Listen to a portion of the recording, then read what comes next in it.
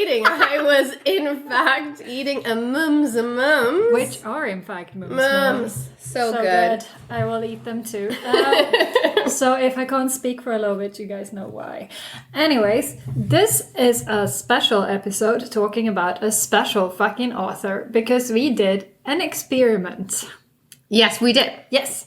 Because we decided... I don't even know why I decided to read this book. You were just like, hey, Jerrica, I'm reading this. You read it too. And I was like, let me look at... Okay.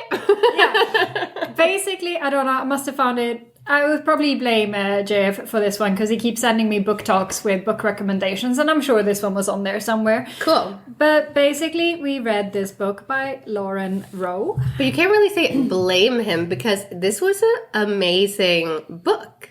True. We read this book by Lauren Rowe called Misadventures of a College Girl. And the Misadventures series is basically just it's not an actual series, it's just a group of books by different authors. There's a lot of different authors. Of them, like at least 25, I think. Exactly. There's a lot of different authors. I've actually read some of these misadventure books that was written by Sierra Simone. Okay. And she's the author who wrote that super, super, super, super, super hot book, this like Camelot series with American King, Queen, and Prince. You have still not read those. I have not read those. They're the hottest books I've ever read in my life. But we decided, or I decided and then made you read it, to read Misadventures of a College Girl. Because, well, it sounded fun, whatever, and it was short. And the author was also the narrator, which is a nice thing. And sometimes that works, sometimes it doesn't. It depends on how good of a narrator you are. Turns out Lauren Rowe is also more of a narrator than an author because she has narrated a lot of books. So but she's very good. And she knows what she's doing. And I kind of like that it was her because she wrote this. Yeah. So she gets to put her own influx, her own personality into how she saw the characters behaving and acting. And I was like all in on it. Yeah. And this book should not have been a book that I would like because it literally had all of my triggers in there. It had sex education where the guy is all experienced and the girl is not. It had... my favorite.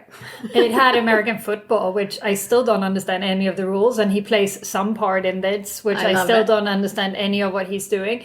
And, you know, and it had like... it had all these things that are usually for me... happy. Like not good, like not good for me. Like I don't like it.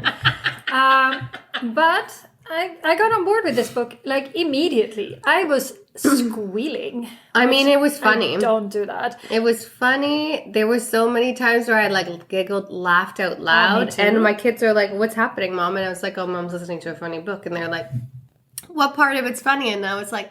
We cannot talk about this. This cannot be talked about. I danced around my room a little bit. I jumped up and down. It was a ride, and it was a fun ride. And I finished this book, and I gave it 5 stars. And I'm like, this is perfection. No notes. Like literally, I had no notes. Yeah. I was like, this is just great. This is how this kind of book should be written. I love the characters. I love the character development. I love the relationship.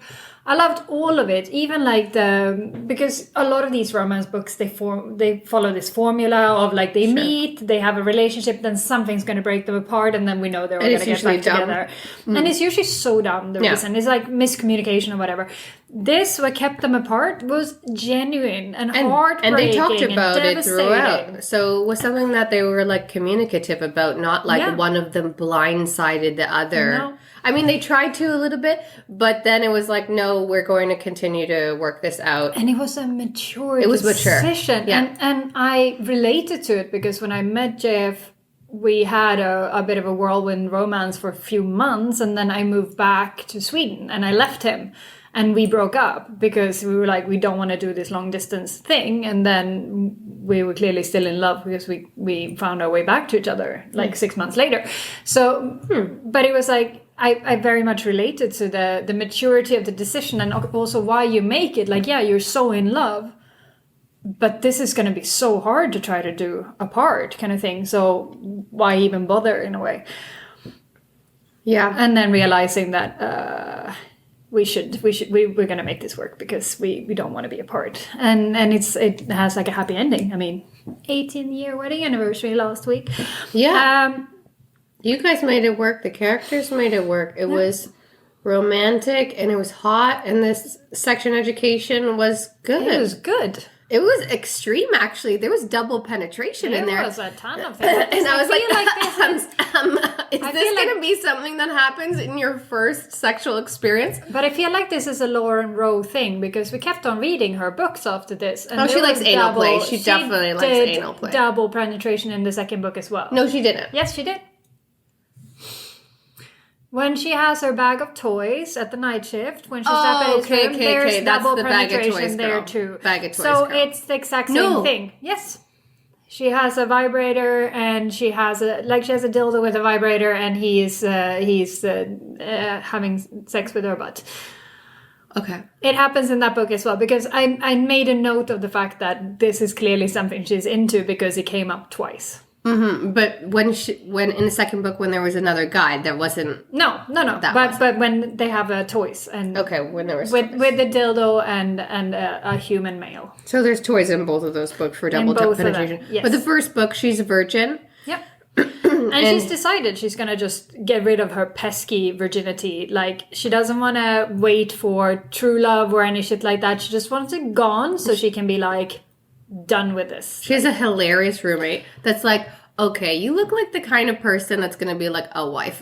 Yeah, she's like, people are going to bring you home to mom. This future wife look on you. We need to fix you. We need to slut you up so that people are not afraid to sleep with you, because they're going to eventually marry you after the first time they have sex with you. So she's like, let's slut you up. And then the guy that you choose this night, he has to look like the biggest, like sleaze bag ever. He needs to, because she also says this, the roommate Clarissa, she says that good boys and like the sweet boys, they don't know what they're doing. Like, she lost her virginity to her long-term boyfriend in high school, and it was crap. And then she started sleeping with like the captain of the basketball team, who was like a real douchebag. And she's like he knew what he was doing. So she's like, you need someone who's a douchebag who knows what he's doing, who has pleased women before. Yeah. So this is what her plan is. So they go to a party. And first she scouts the quarterback for the team. And then someone's like, oh, he'll be great. He's definitely on the market for a girlfriend. And she's like, oh, no, can't have that. But she's like, but he's so hot. Oh, he's like a golden god, but he wants it. She's like, oh, no, the can't friend have is like, that. No, cannot have that. And then in comes our main guy, Tyler. And he looks like Loki, which I like, because I freaking love Loki. I know, that's your style. Yes, I was like, no, bring me back. Bring the golden god back. Where did he go? I was like, Loki, here we go. This is excellent. And he's wearing all of these terrible t-shirts, like God's gift to womankind. And she's hilarious. Like, perfect. This guy is a full-on douche. He's going to fuck you right. Yeah. But then when she approaches him, they obviously like each other. They're like dry humping on the they living room dance have floor. Sex on the dance floor, and then they start going upstairs, and then she gives like blurts something out, and he's like, "Hang on, wait, are you a virgin?" And she's like, I didn't, but I didn't. She's like, "What does that matter?" Yes, okay, yes, I am. And then he's like, and you're just gonna give it away at a party?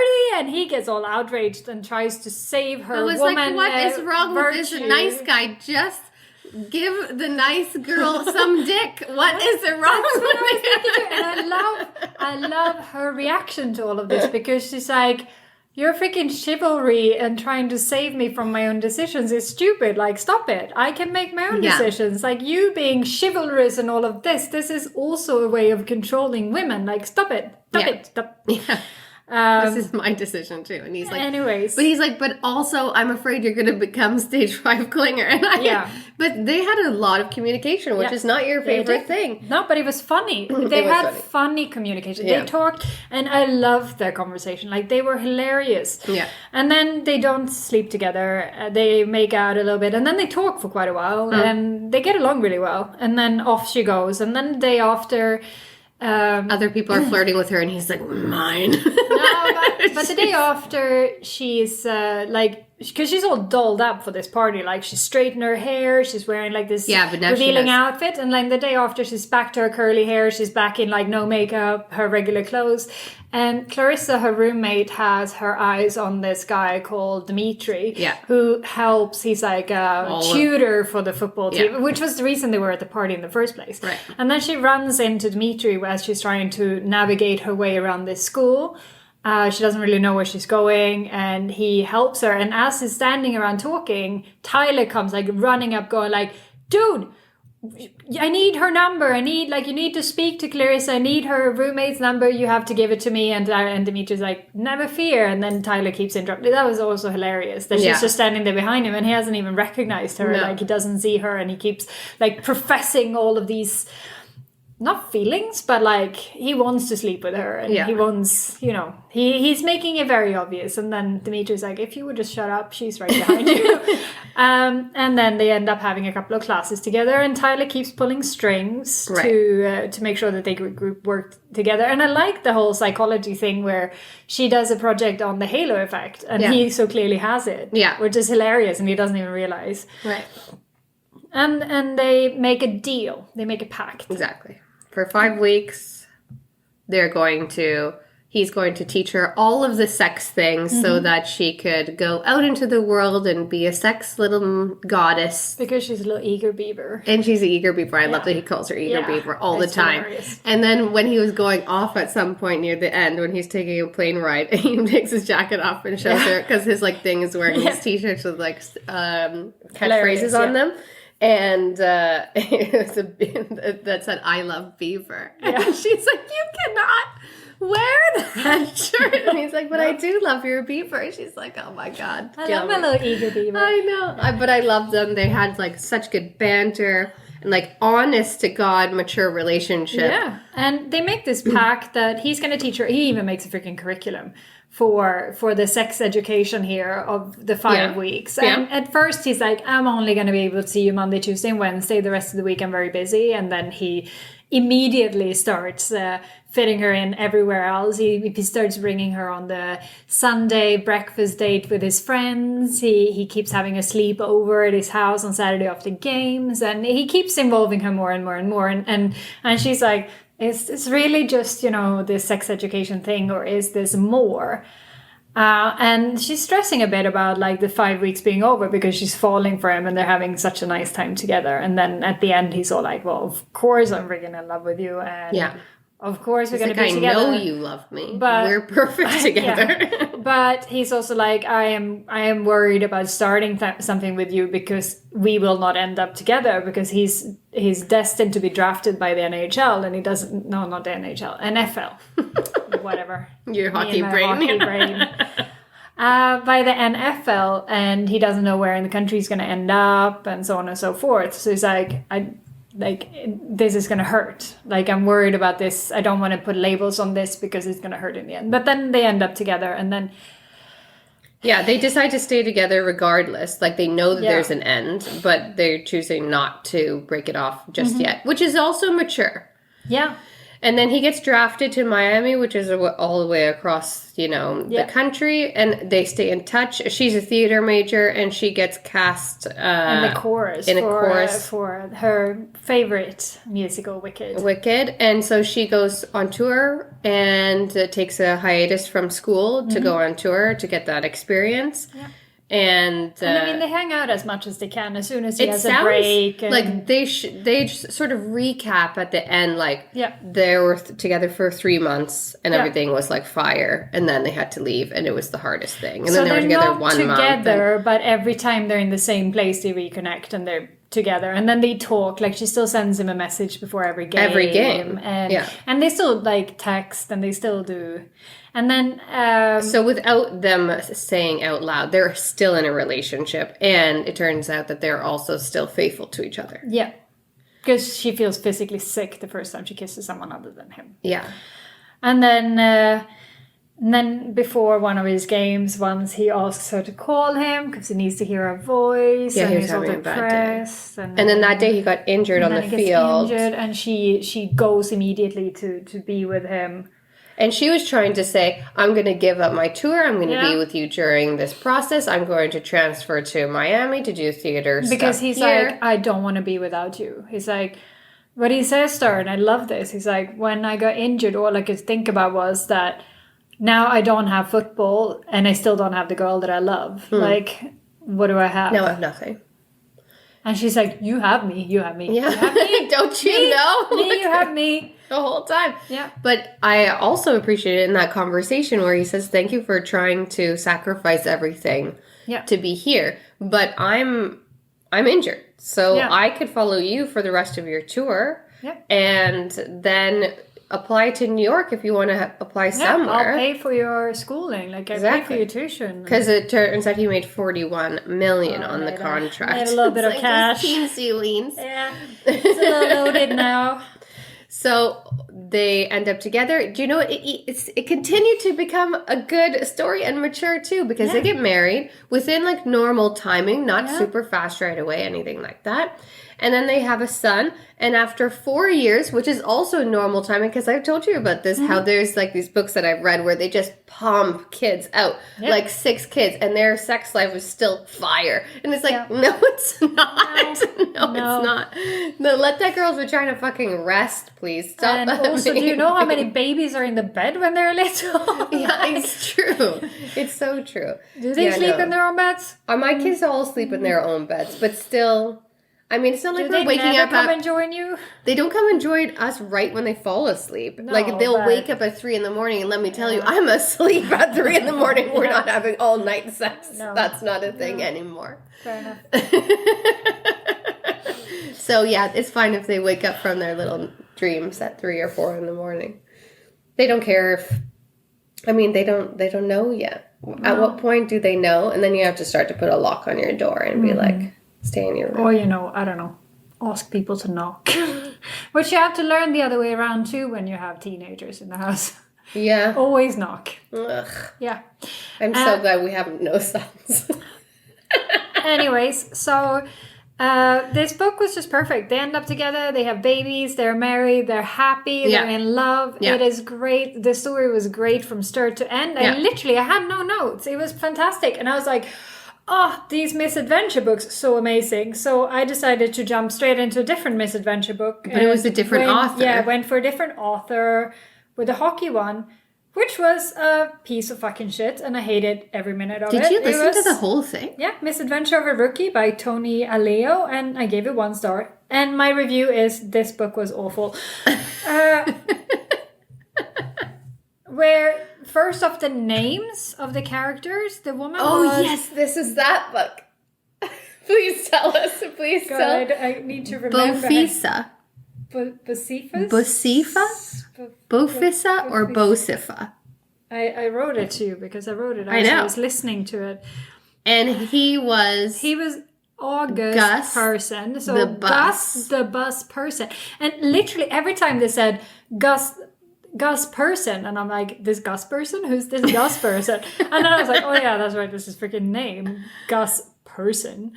Gus the bus person. Gus the bus person. That's the worst. How unsexy is that? Yeah. I apologize for everyone out there named Gus. It's just not a hot name. It is really you couldn't choose it. Your parents chose it, but still, it's not a good one.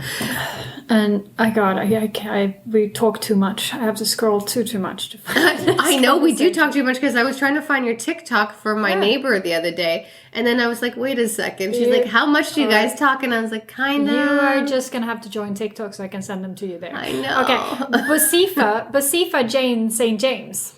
Bosifa and Gus the bus. Yeah. So there you have it. There you have it. Don't read.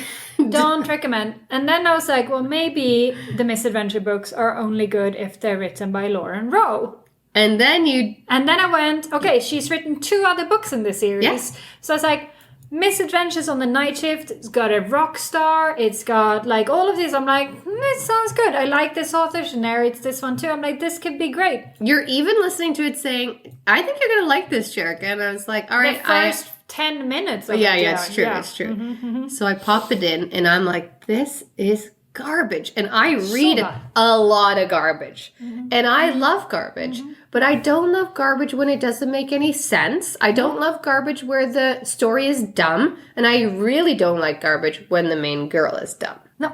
So this book, The Night Shift, also by Lauren Rowe, it follows our main girl, Abby Medford, who is a rich girl whose parents doesn't pay for any of her things because apparently it's better if she learns to earn her degree by herself on her own dime.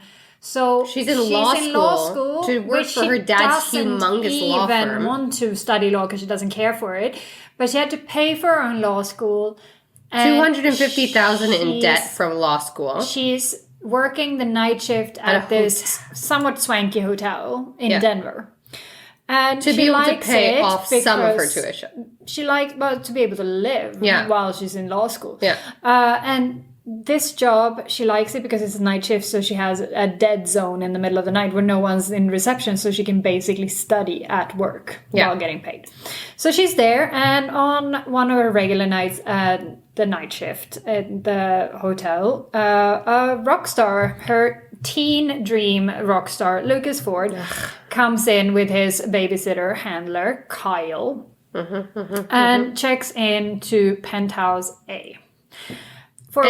She sees him when he walks in, and she is immediately, like fangirl swoon. Yeah. And then she's like, you know what? Inside of my brain, I'm fangirl swoon. But on the outside, I'm going to be a raging bitch. Yeah, but fair enough. But, I am a stickler for rules, so I would have been Abby. So he's smoking a cigarette inside the hotel, and she's like, sir, like, put your cigarette I get that point where this is how she had to meet him. And like, if you're smoking inside a hotel, I have no other reason to go up to you, but now I do. I have to tell you to put your cigarette out.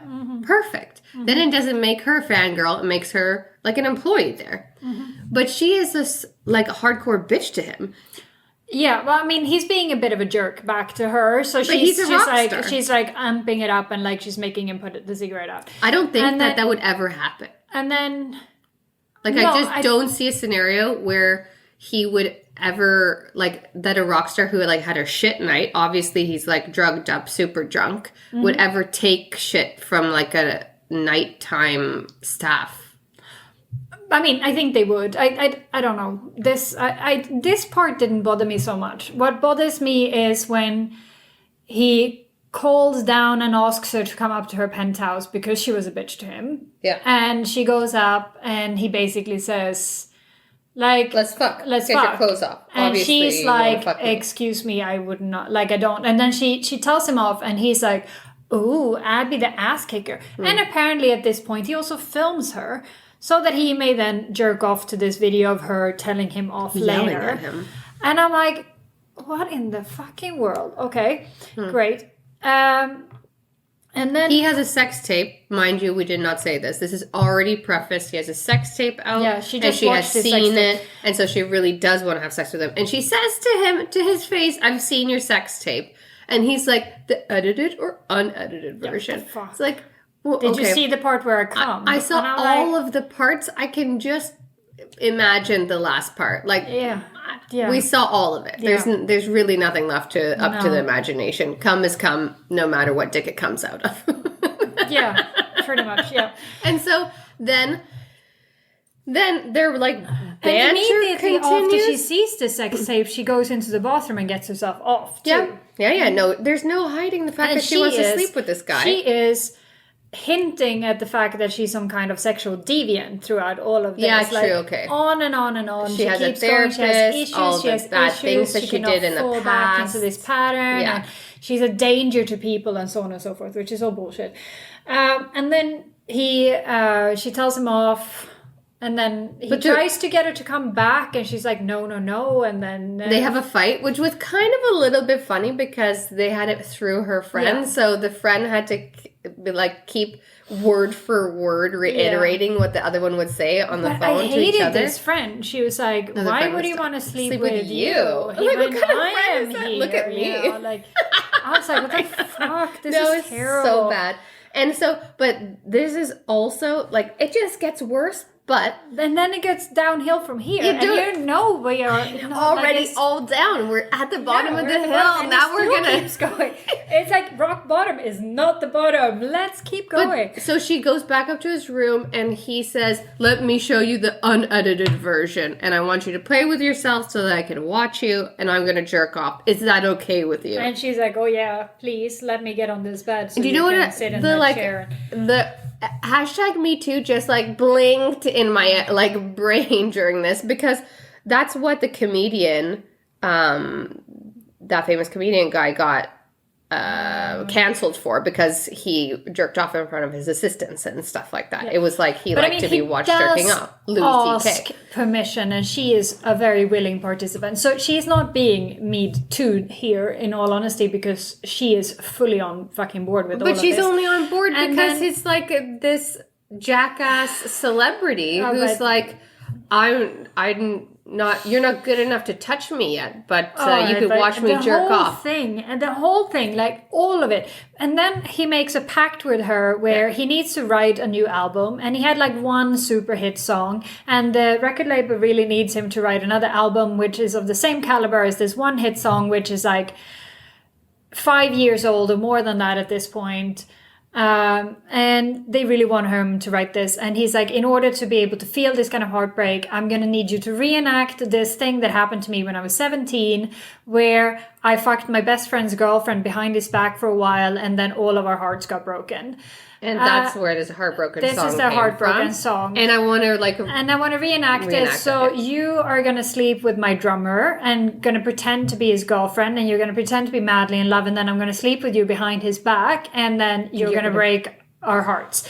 And it's going to be great. I'm going to recreate this, and I'm going to do this new song. Perfect. Because I'm so inspired by you, because you shouted at me, so now I can write songs about you. I wrote the first song ever in a long time because you yelled at me. So I think you're my muse. And, I'm going to also pay you. What do you think is a going rate? Like $10K? And she's like, you're going to pay me to have sex? No, I'm not a prostitute. Yeah. And he's like, but are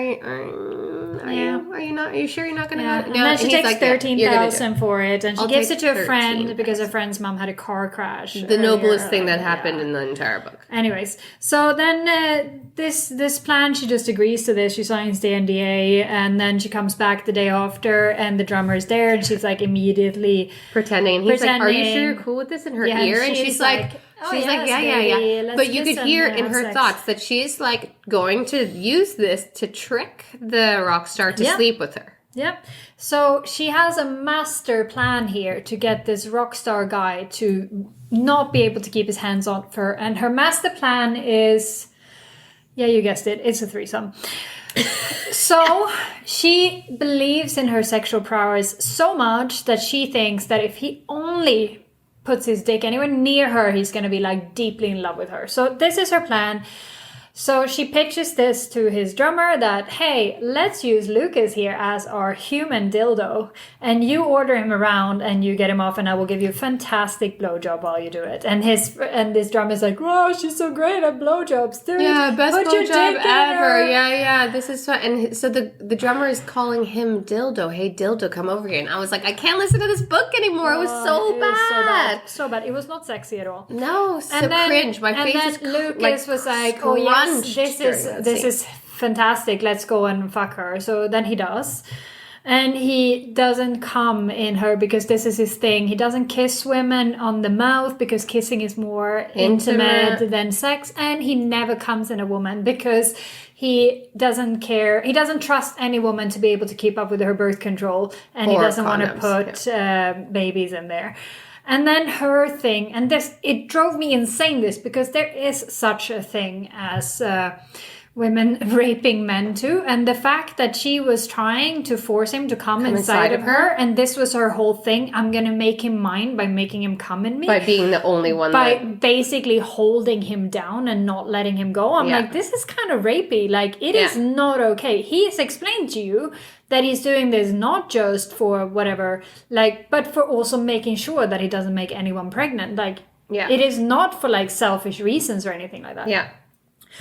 And she's like, "No, I'm going to force him to do this." And then immediately he's like, "Oh yes, I'm now in love with you. Let's kiss, and I will never share you with my bandmates ever again." And then to prove his love, he comes inside of her, and I'm like, gag, so fucking bored. Like, this is bullshit. It was so bad. And then she goes through with this agreed deal that she breaks up with him, and he's like, no, it wasn't until tomorrow you were supposed to do this. Come back. We can still sleep together today. But during that time, she admits to him that she used to be this, like, sexual deviant, where she slept with all her teachers. Yeah. I guess she's been super hypersexual. Yeah. And she used her womanness. She manipulated them to manipulate conquer them. Yeah, conquer was the word. And this is when she wants him to come inside of her so she can conquer him. Exactly.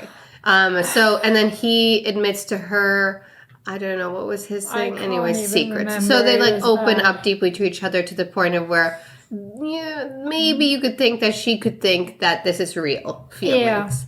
Yeah. But still she breaks up with him. And then he leaves. And then she gets a letter, and it's got $250,000, right? Yep. Here you go, $250,000. You're welcome. Your dad owns this gigantic law firm. Yeah, but you are poor. You should go live your dream. You shouldn't be tied down to the man. Yeah, she's a secret blogger. Penelope Pleasures. Who writes about sex stuff. I don't know. And she wants to write for Maxim or GQ, one of the men's magazines, because she understands sexuality so well. And she wants to teach men how to reach out to women's sexual desires better or something like that. So, but guess what? When she gets to $250K, she tells Daddy Warbucks to go fuck himself. Yeah. She goes to New York City, her dream place. It's like, listen, it's not anybody's dream place. Well, that's not true. I mean, it's people's dream place in theory. My brother lives in New York. My best friend lives in New York. This place is a dump. It's harsh. But, I mean, it's still some people's dream place. Like, but when you're like a rich woman, you're going to go to $250,000, and she's going to go and she manages to get a job as a freelancer with her Penelope Pressure thing for GQ, I think. No, Maxim. And she basically gets an interview with Chris Hemsworth. Yeah, well, she gets this interview with this really hot, like, superstar actor because... He read her article once in there, her Penelope, and he was like, I want this. Only her. And they were like, she needs to be hired. And he's like, have her give me an exclusive. I'll give an exclusive interview to only her. And then... So months go by. She sleeps with him. Sleeping with him. She's dating this guy. She's dating the super actor, like superstar. Meanwhile, all the songs that this... rock star wrote about her. The entire album is about her. It goes massive hit after hit after hit. Mm-hmm. He goes to the Grammys with this German model on his arm. And he's been seen with people left, right, and center. Exactly. And he wins all these Grammys. And at the Grammys, he thanks her. Yeah. For being his muse. And she's like, you spoke to me. I better break it off with my actor boyfriend. She breaks it up with her actor boyfriend. And in her brain has this like... Now this was the turning point in my life. Now I can let him go, and I'm going to find a nice man to have a white picket fence, 2.5 kids with a red door and a dog. Yeah. And then he comes back to ask if she could be... then he calls her boss and says, I want Penelope Pleasure to interview me. Yeah. So then it's true love forever, and she goes on tour with him, and they are going to be in love forever, even though they slept with half the fucking world in this a year and a half that they were apart. But he's saying, I'm sleeping with people to try to get you out of my system, but you're still the best lay. Mm-hmm. You have conquered me. Yeah. So let's stay together forever. Only you now. Only you. Only you now. Yeah. So piece of shit. Hated this book. 1 really star. Bad. It was awful. So disappointed. So now we have one Lauren Rowe book that's 5 stars. And you had to like rope us into this. You're like, let's just see if it was an anomaly. One Lauren Rowe book that's 1 star. And I'm a 5-star and a 1 star. Yeah. And I'm like, is she a good author with 1 dud? Or is she a terrible author with a unicorn?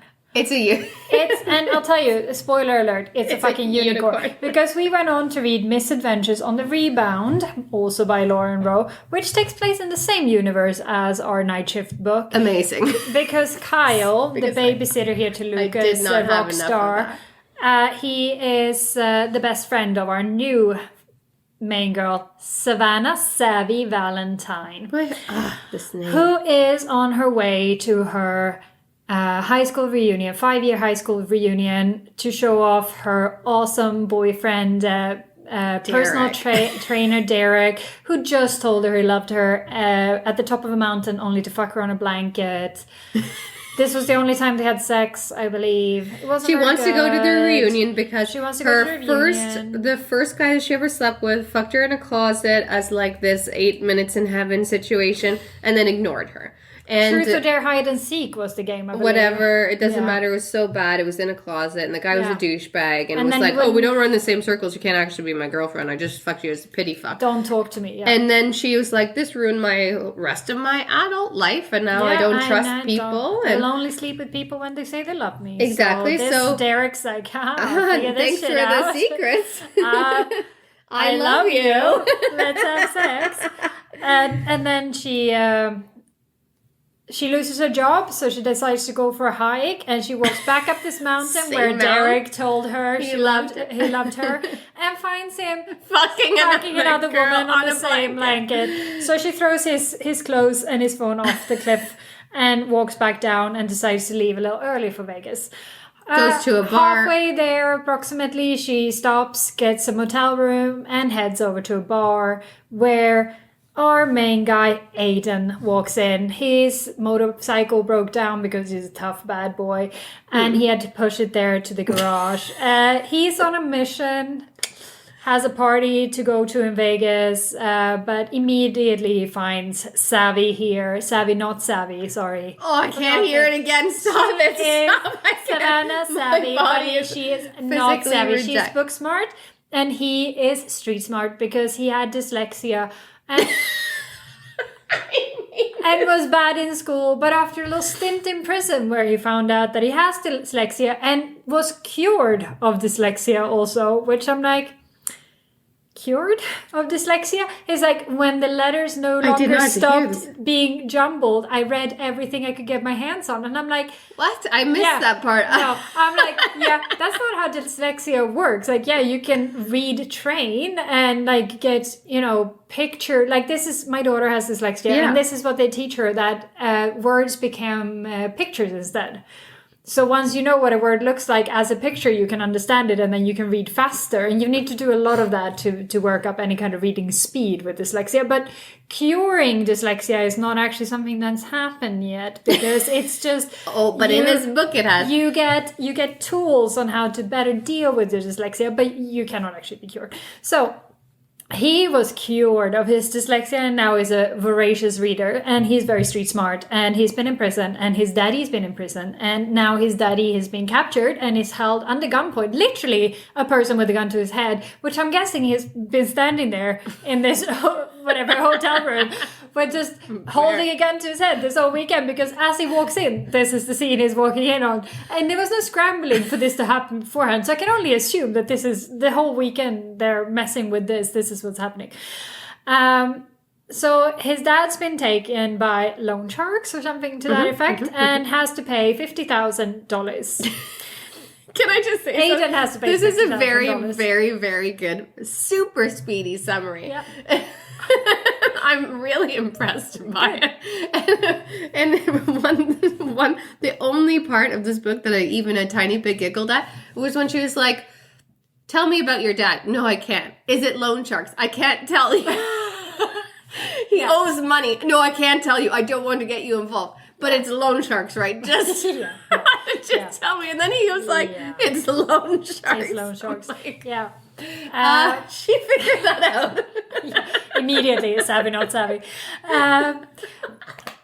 So Aiden here has sold his granddaddy's nice guitar, because his granddaddy was a session musician with all these famous stars, and his dad was also musically talented. His mom was also musically talented. His mom died when he was 14. No, his mom died and his granddaddy died, and then he had to go find his dad, who he had never met, at age 14. Yes.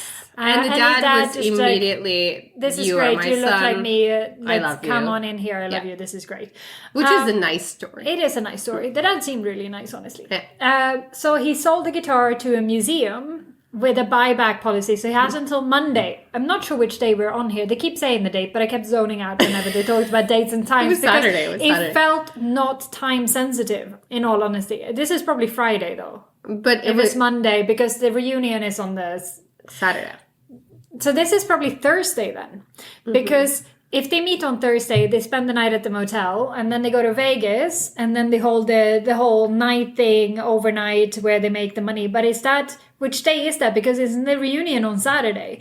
The timeline didn't add up. It was bad. Okay, because he's also... But you missed the fact. No, I'm getting there. Okay. Okay, so he sold Betty for $25,000, which is not enough here to get the $50,000. So he has also called his dad's old flame, Regina, who's a 50-year-old lady, and she's like, yeah, I'll give you $25,000 if you come here and be my birthday toy for my 50th birthday. I'm just gonna 48 hours of 48 hours of sex. Yay, you get $25,000. And he's like, can I have 50? She's like, no.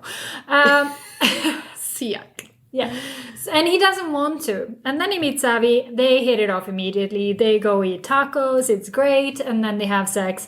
And in this, she's all like, yeah, I want to sleep with you. I before would only sleep with people when they said they love me. But now, after Derek did this shit to me, I am just going to sleep with strangers. And on top of that, I'm also going to make you record us the whole time and make a sex tape and send it to Derek. This is my plan. He's going to see what he's missing out on. But this is going to be great. Can't have my face, can't have your face in this. We'll make sure my ring is front and center so he knows it's me.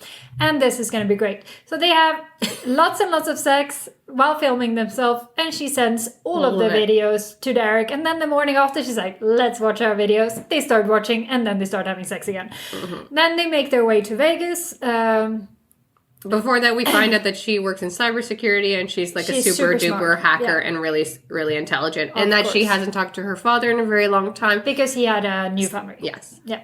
And then they go to Vegas, and Aiden's plan here to get 50,000 and then the extra 25 he needs to buy his guitar back is to take the $25,000 he got from selling Betty the guitar and placing one bet on black. Yep. At the roulette table and doubling his winning. Great idea. Not savvy, immediately calculates the odds of him winning and puts it around 40%. She's like, I can get you better odds. Does some more calculation, reads a little bit about gambling in Vegas and comes up with the craps instead at a 48% chance of him winning. Then she gets to roll the dice and they win, and then she's like, okay, what about the other 25? He's like, oh, I can't do it. I can't risk this 50,000 I have now. Now I have my dad's freedom. I cannot risk the money. I'm just going to have to go sleep with this Regina. And so he's like, oh no, better make a plan. I don't want him sleeping with this Regina lady. Let's lend him my car so he has to come back to me. This is a fantastic plan. Yeah. So she lends him her car. He goes off, frees the dad who's being held at gunpoint. I can only assume for many days now. And he's freed. And instead of going straight back home, Aiden takes his dad out for some food. And then he does a little stop off. This is going to be a weekday though. It's going to be Friday because he stops off at Sally's dad's Don't think house. it matters. This is how messy No, this his dad's story is. School to interrupt him at a lecture to tell him that your daughter is here and you've been a dick dad, so you better show up there because, well, I think she wants to see you. Yeah. And then... and he's known this girl for 2 whole days. Yeah, and then he gets there and she's like, I thought you'd left me and I loved you forever and I'm now very, very sad. He's like, dude, I left you a voicemail. And she's like, oh, I forgot to check the voicemails at the hotel phone. I guess it's good. This was a nice message. Thank you. Thanks. I guess you do love me too. We've known each other 24 hours now.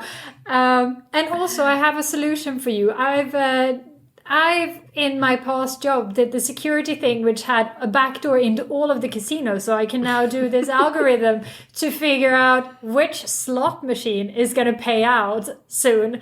And this is going to be great. I'm just stuck on this one thing and we can win the money back.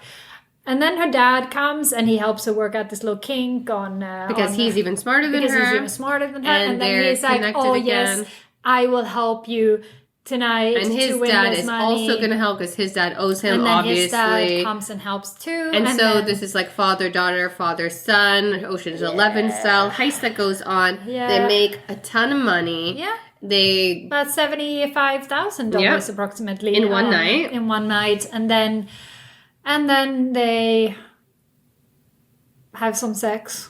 Yep.